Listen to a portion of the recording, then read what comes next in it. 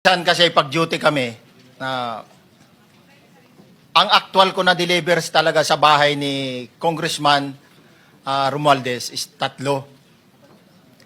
Tapos pag may duty kami, nagkakaroon ng detailed. Minsan namumonitor ko doon sa group chat namin, may basura tayo deliver. Minsan namumonitor ko siya is 3 times a week ang delivery doon sa Forbes, sa bahay ni Kung Romualdez. Yung pera minsan nanggagaling lang doon sa horizon sa taas, ibinababa. Tapos may detail lang na tao, namumonitor ko naman sa GC namin. Kaya nalalaman ko yung movement ng tropa, kung ano yung sinasabing basura ng delivery.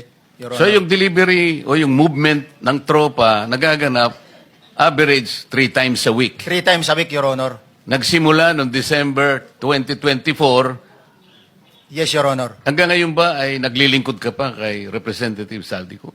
Sa kasalukuyan po ay nag-resign po ako noong August 5, itong taon po na ito.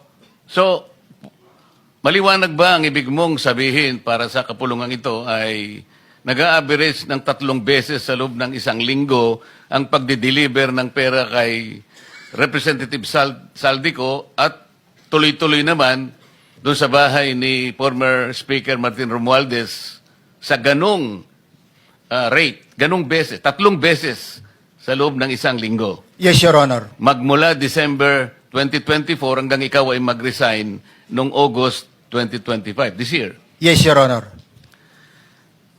Mr. Chair, Senator Marcolita, short Yes. interjection. With the permission of Senator Marcoleta. Thank you, may Mr. Chair. May maibigay ka ba na pangalan? Kasi ang sinasabi mo lang ngayon, as far as you're concerned, during ikaw ay nagdo-duty, nagro-rotation basis yung duty.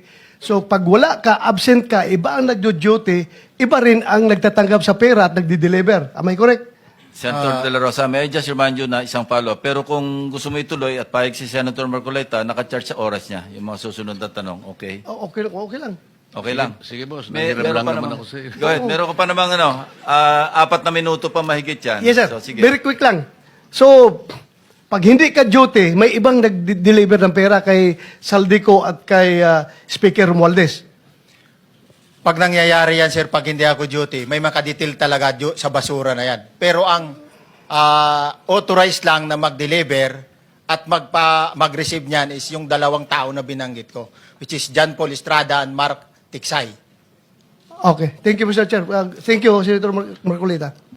Mr. Gutesa, sa panig ng pagdi-deliver sa bahay ni former Speaker Martin Romualdez, sinong tao ang nagre-receive?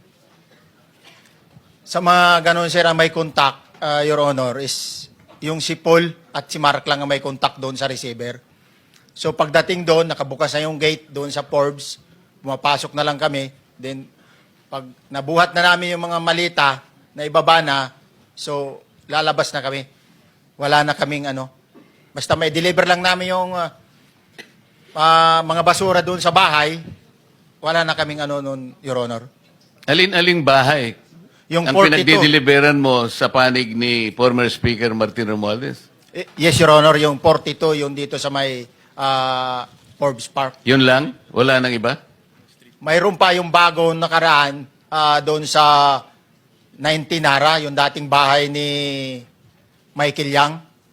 Sa pagkakatanda mo, mayroon pang ibang lugar na kung saan nagdi-deliver kayo? Sa Aguado, dyan sa Malacanang. Aguado? Excuse me, Senator Marcoleta. Sino Michael Yang? Yung dating sa Pugo yata yon, Sa? yung dating sa Pugo. Yung Michael Yang. dating bahay ni Michael Yang. Dating bahay. Yes, Your Honor. Okay, thank you. Ibig mo sabihin, nabili ni Speaker Martin yung bahay ni Michael Yan? Allegedly, Your Honor. Pero paano mo alam na bahay ni Speaker yon?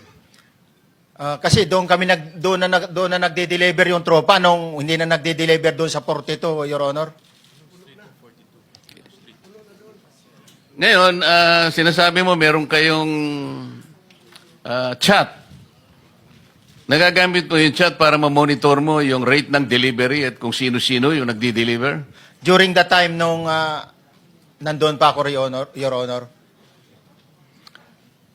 Mr. Chair, salamat po at baka